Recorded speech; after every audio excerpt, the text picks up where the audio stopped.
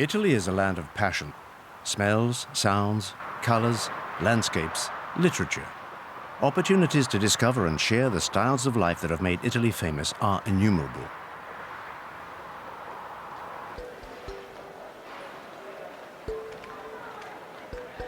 Our voyage begins in Bologna, home to the oldest university in the Western world.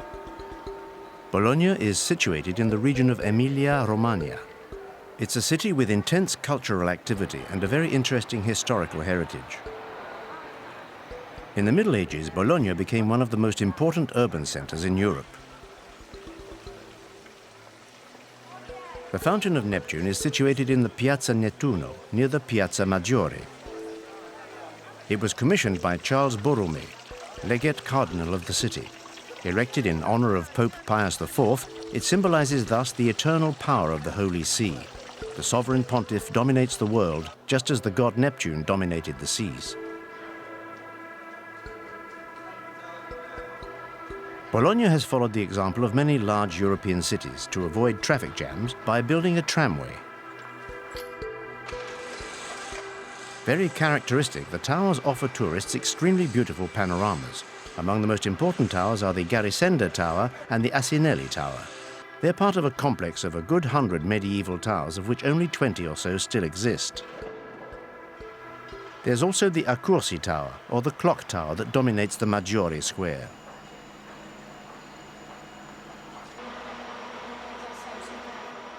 The porticos and the arcades are among the most important symbols of the city. They are covered corridors that link streets, towers and palaces, and that actually run for 38 kilometers in the center of the city alone.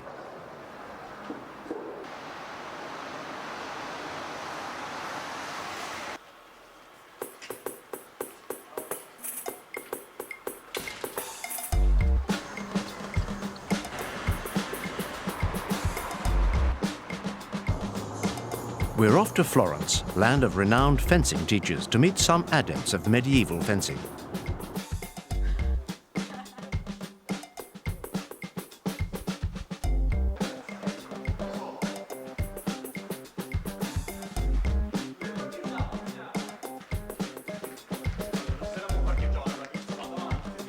Medieval fencing is one of the historical European martial arts. That's why it draws on old and contemporary bibliographical and archaeological documents dealing directly or indirectly with this martial art.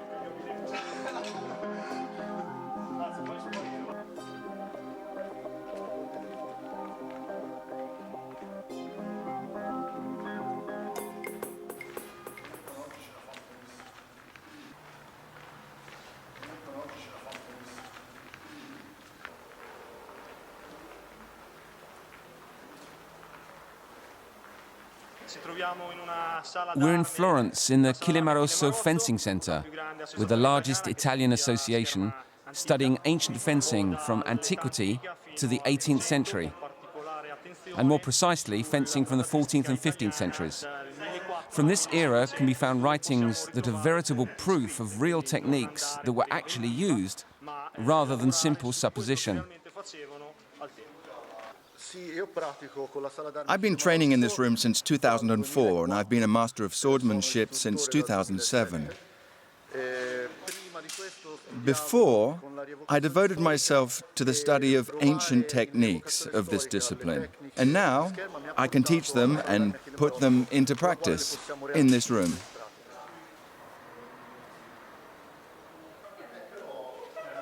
Nowadays, you won't see the real uniforms of the era, but rather uniforms designed by the students that incorporate the protective elements from ice hockey and sometimes even those of the police force.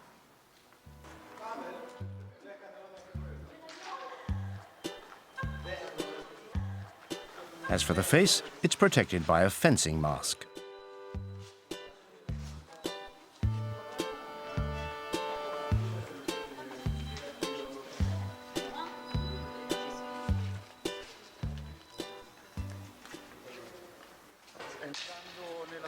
Since I became part of the Cinematographer Center, I've been able to practice this discipline, and that's how I met a master of swordsmanship, Alessandro, who has a lot of talent and a huge love of the discipline that has rubbed off on me.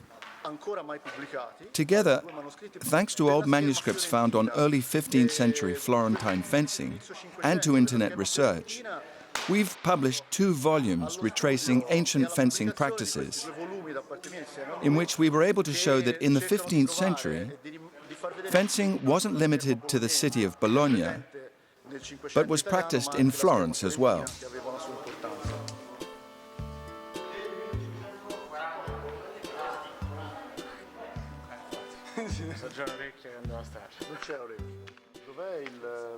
This is the Bible for followers of this historic European martial art.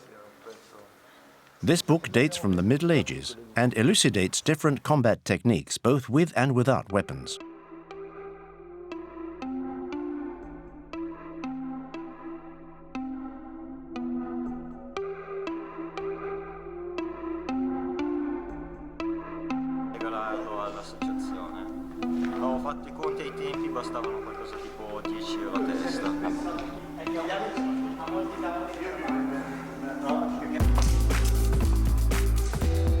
You will certainly have noticed that the fencers' uniforms are sometimes different, and this relates to what we were saying earlier.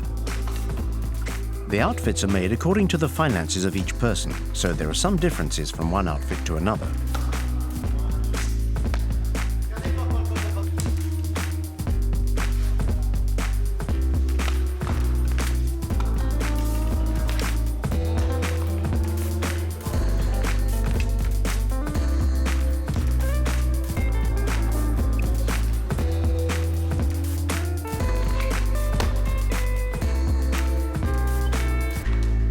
Just as in the Middle Ages, they train with different weapons and different swords in order to test the techniques of the day.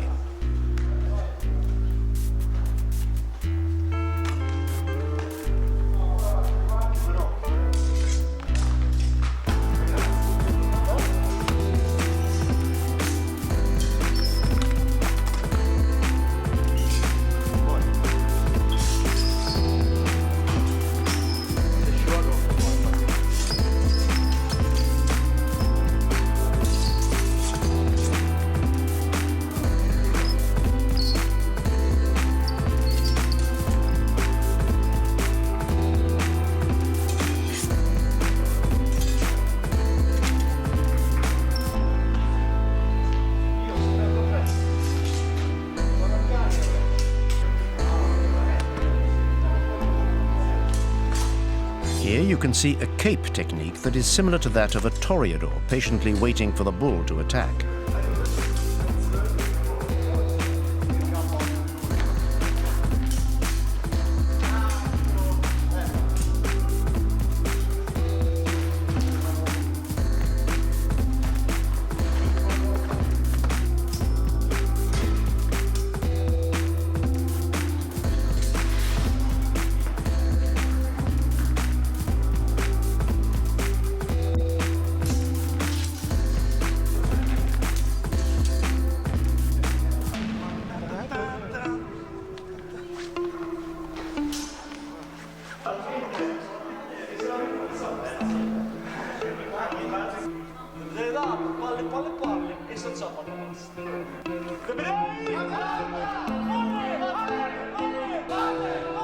Alte Pali is the rallying cry of the Medici family, one of the richest and most influential families in Florence. The cry refers to the balls that decorate their coat of arms. Everyone can practice this sport. We encourage them to do so. You can begin as early as 16 years of age. We also have courses for children and for the female contingent. Today she's not here, but we have an Italian lady fencing champion, originally from Udine, and she's a student here in Florence. Yes, we have a good number of young female fencers that fight with us, and we make no difference whatsoever between men and women. Molte ragazze che con noi combattono alla pari con gli uomini, non separatamente ma insieme. Noi usiamo un po' tutti i tipi di armi di allenamento. For training, we use all sorts of weapons with steel reproductions that are, of course, not sharpened. Other, more modern arms in nylon or even in wood are used with the same techniques of the times, a sort of fibrous wood that's totally safe, even if it breaks.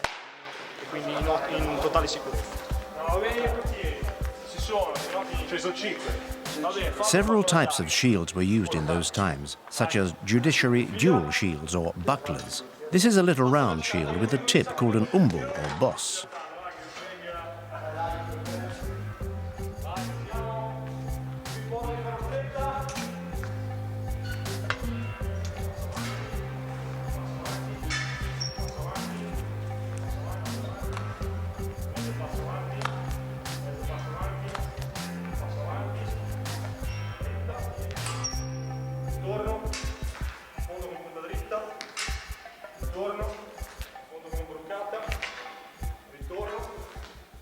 For warm-ups, real swords are not used, but swords made of wood are used instead.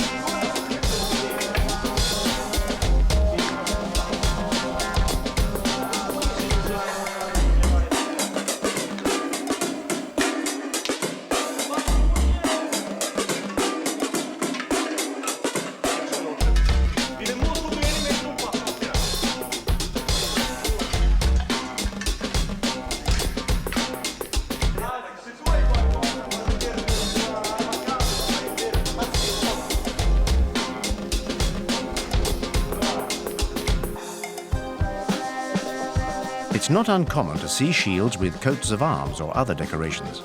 In fact, their significance is only important to their owner, since everyone decorates his shield as he likes.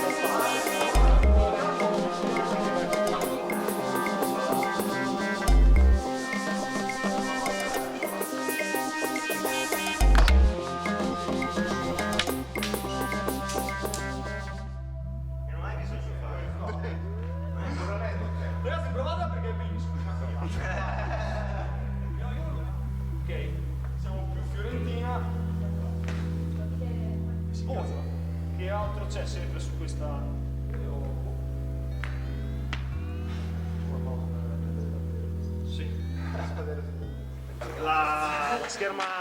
Fencing is a traditional Italian sport, for which Italy is among the most renowned countries.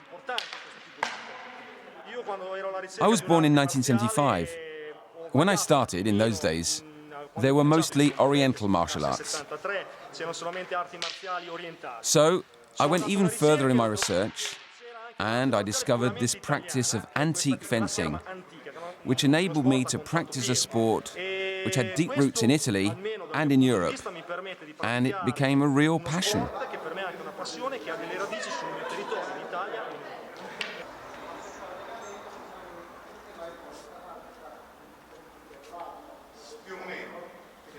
In order to certify what has been learned during training sessions, some fencers perform in front of an examiner.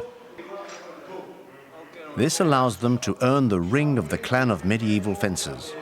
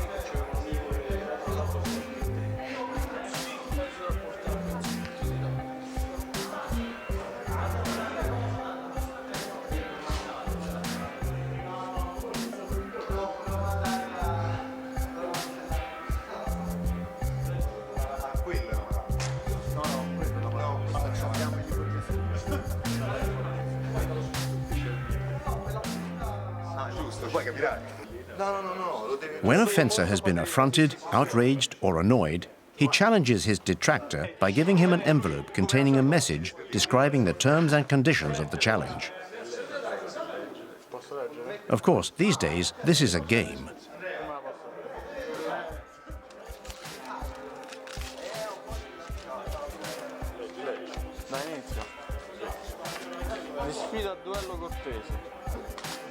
La fatica nel senso di un romancio come un buon samaritano a fornire per due ore che sono già più piccoli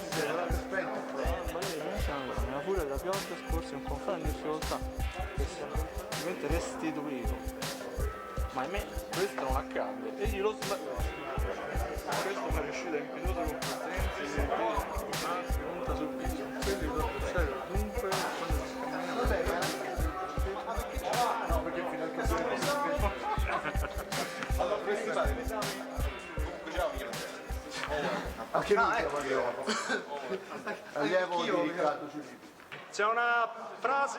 There's a phrase that my old master used to tell me all the time. Maybe all this is useless in life because this is the 21st century and conflicts and quarrels are resolved differently in our society. But if you like this, it will be the most wonderful thing that you'll do in your life. I can confirm that. It's true.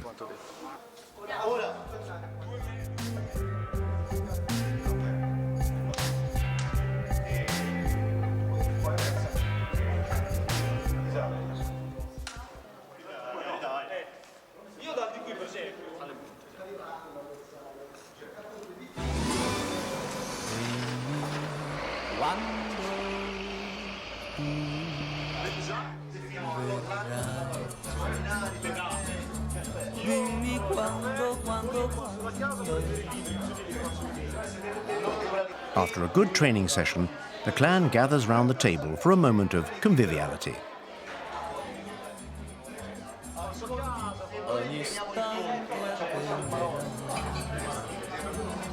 fino a quando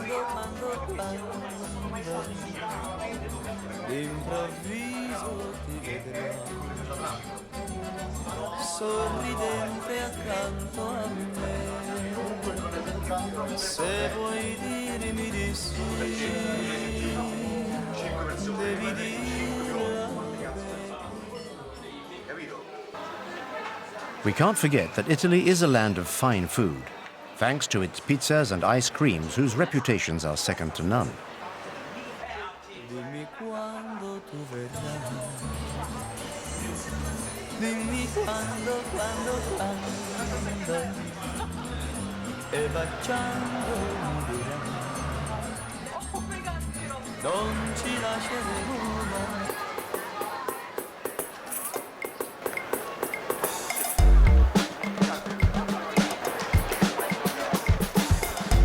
The Santa Maria del Fiore Cathedral is impressive for its architecture.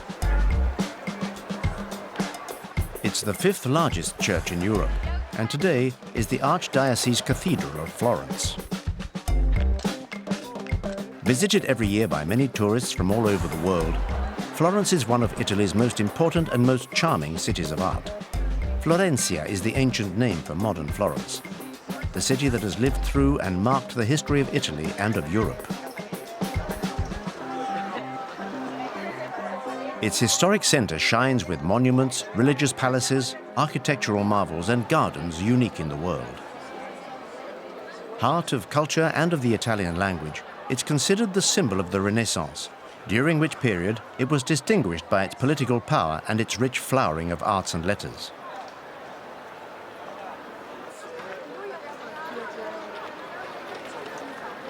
Under the Medici dynasty, and particularly during the reigns of Lorenzo lo Magnifico and Cosimo, the city became one of the most important cultural centers in Europe.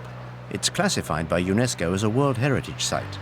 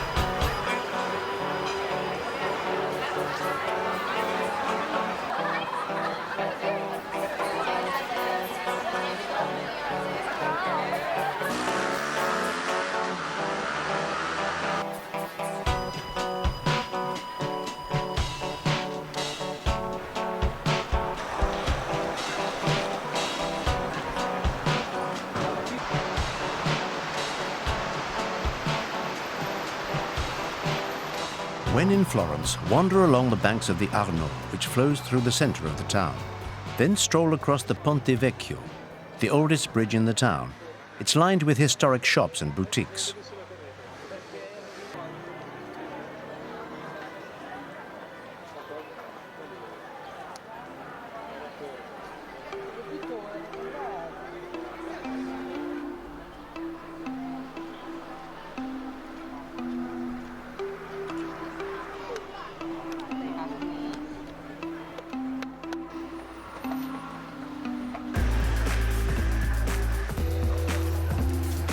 Many worldwide events are organized by Ferrari aficionados in order to display their prized vehicles to the general public, as well as to other owners.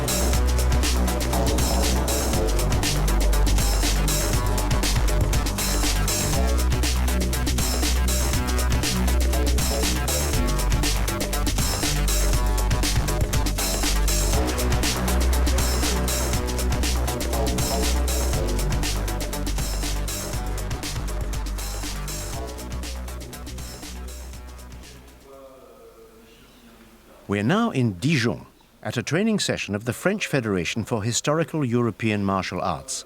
This organization, founded in 2011, brings together many associations.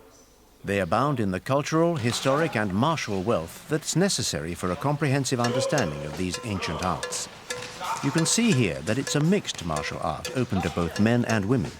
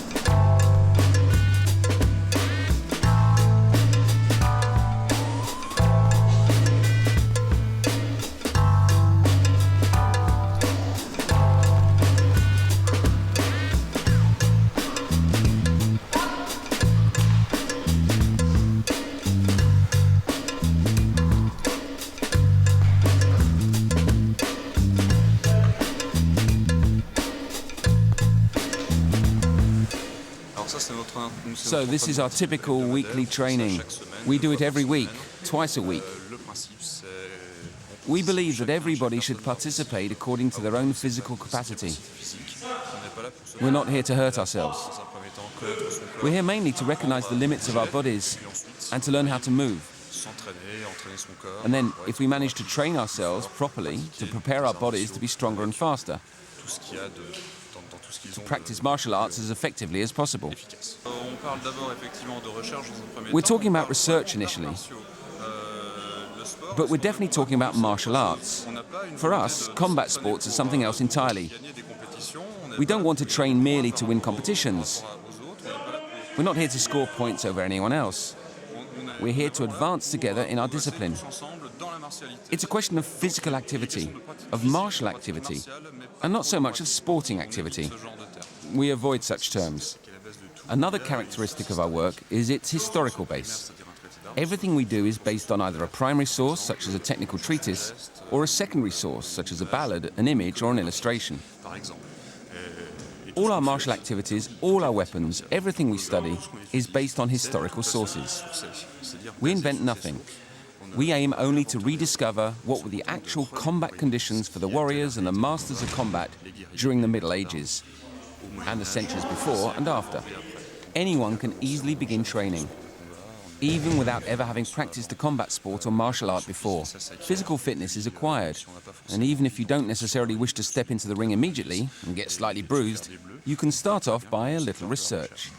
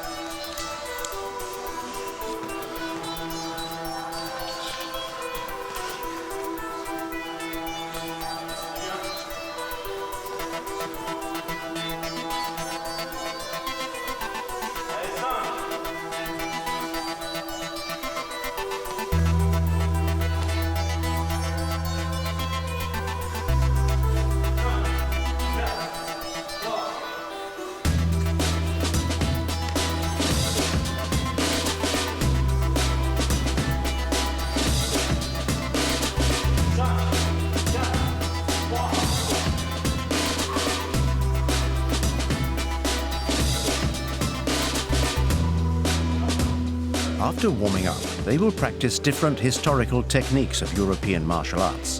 These various techniques included both unarmed and armed combat with both sticks and swords.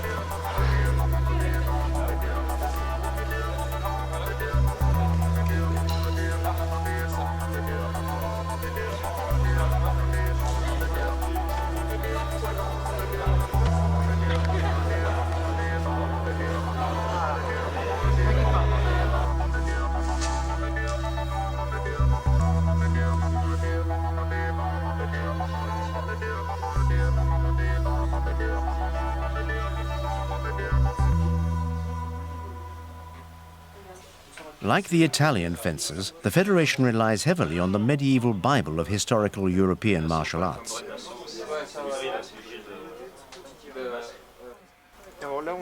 Here, we're reading the handwritten notes of an officer who comments on the official saber method employed around 1876. He discusses everything that is prescribed and then expresses his personal opinion. It's interesting reading. The methods used were very rigid, very strict, and very concise. This commentary somewhat humanizes the method. It allows us to approach older writings where we have the advice of a master swordsman, rather than a mere military manual trying to explain as quickly and easily as possible to the ordinary soldier just what is to be done.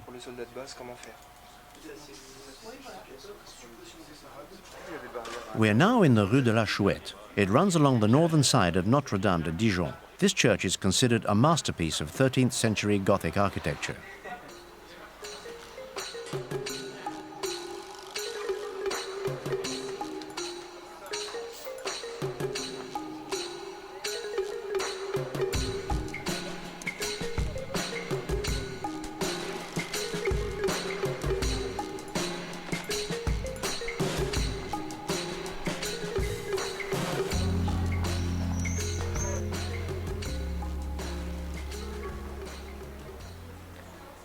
In this natural setting at the very heart of Dijon, some members of the association are demonstrating different techniques of historical martial arts, and to the delight of the bystanders.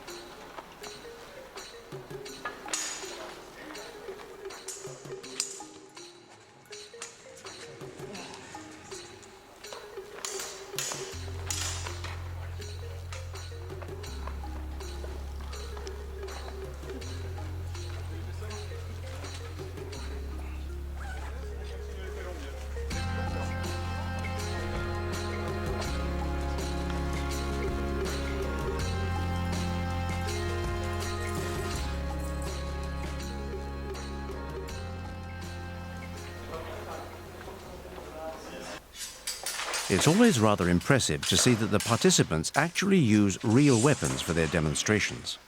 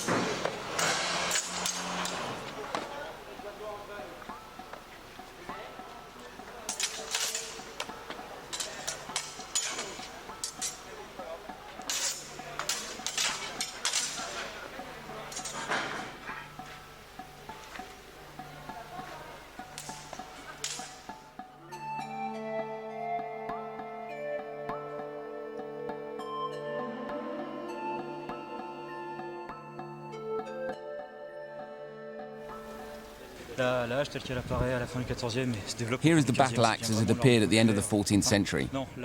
It developed during the 15th century and became a very popular weapon. It was the favourite weapon of the nobles of the old aristocracy, particularly at the Burgundian court. The Duke of Burgundy was the richest and most influential prince in Europe during the 15th century. Here, a very large battle axe. It's nearly as tall as a man. They're proceeding according to the medieval French manuscript, which dates from the middle of the 15th century. It's an anonymous text which lists several dozen techniques. In this case, the axe play is right-handed to right-handed. The manuscript also covers left-handed maneuvers. This has nothing to do with the dominant hand of the combatant. It refers to the way of holding the battle axe. Although these techniques could be used on battlefields, they were mainly employed in chivalric combats and passages of arms. They were at their zenith during the 15th century. The most famous combat was financed by the Duke of Burgundy, Philip III, in 1450 at Chalon-sur-Saône. Here, Jacques de Lalande defended a passage of arms for a full year. He frequently fought with a battle axe. It was a favourite weapon of the Burgundians and is frequently mentioned by the Burgundian chroniclers. In his memoirs, Olivier de la Marche mentions that Jacques de Lalande was a skilled axeman and extremely accomplished in its use.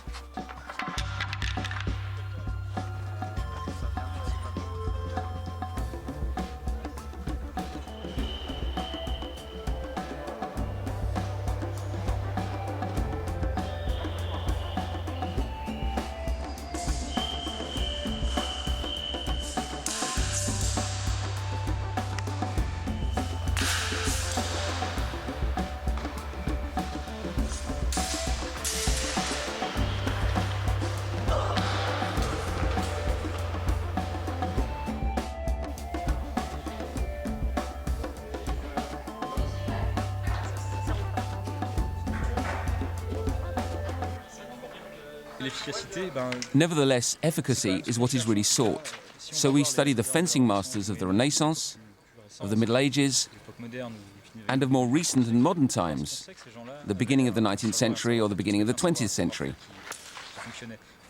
They had martial skills which worked and which were transmitted to others. What we do today is not trial and error fencing. We don't just hit each other with swords and wait to see what happens. These sources, the writings, the publications, the memoirs, the recollections, the expertise, the knowledge of the fencing masters are the only link that we have with something that worked in the past, with something that we know was effective. Because of these sources, we know that these techniques actually worked.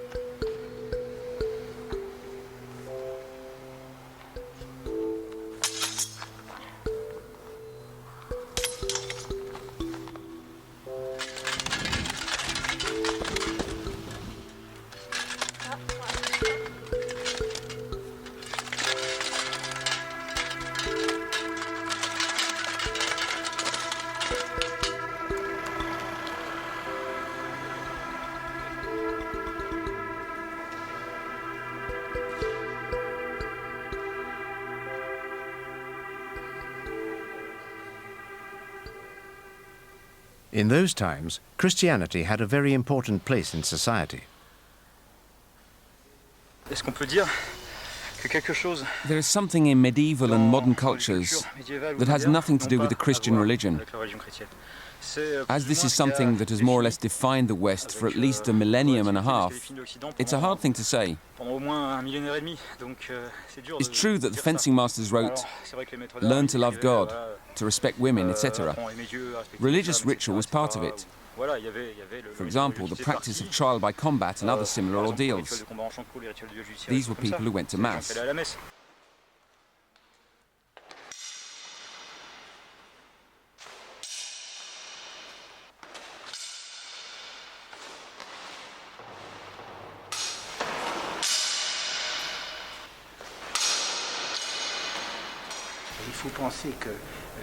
Today, all that remains of the original monastery are the church portal and the ducal tower. The three famous tombs of the Dukes of Burgundy used to be housed here, but they are now in the Musée des Beaux-Arts in Dijon. They should be here. This place merely served as a necropolis. Philip the Bold, who had received this gift as a prerogative of the Duchy of Burgundy, wanted to make this spot a dynastic burial site and a place of prayer. That's why he had two Carthusian communities brought from the Grande Chartreuse in the Isère. Land of many of the most important pilgrimages in the world, Italy has many places of devotion and worship, such as the Cathedral of San Pietro in Bologna. The interior is emphatically Baroque in style.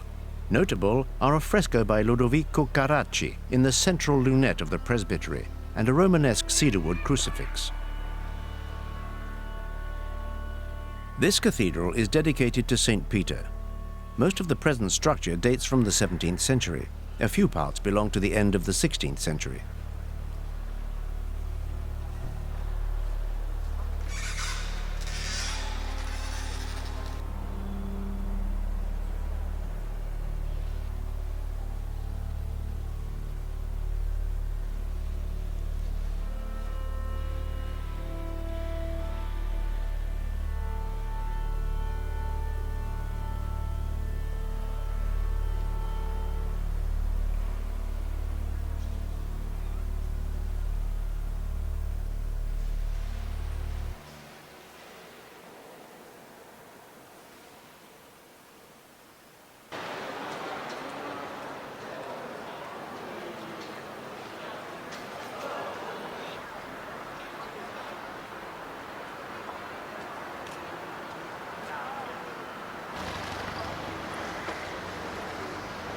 While you're in Florence, take advantage of the cool of the evening at the end of a summer's day and stroll along the Arno.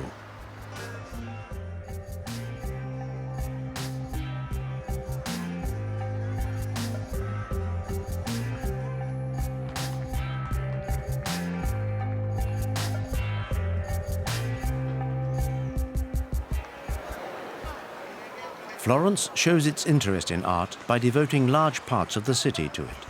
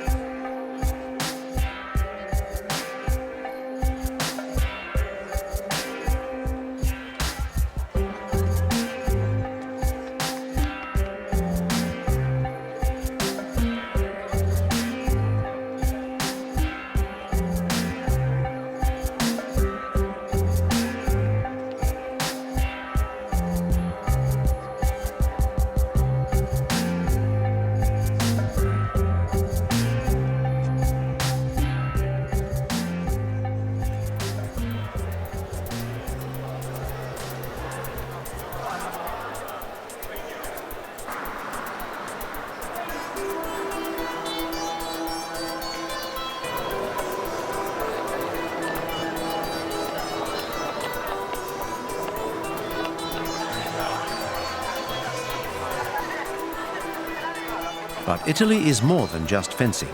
It's also a land renowned for its art, its literature, its music, its motorsports, and for its cuisine. A cuisine which offers the opportunity to discover a world of flavors for the pleasures of the palate, the eyes, and the heart.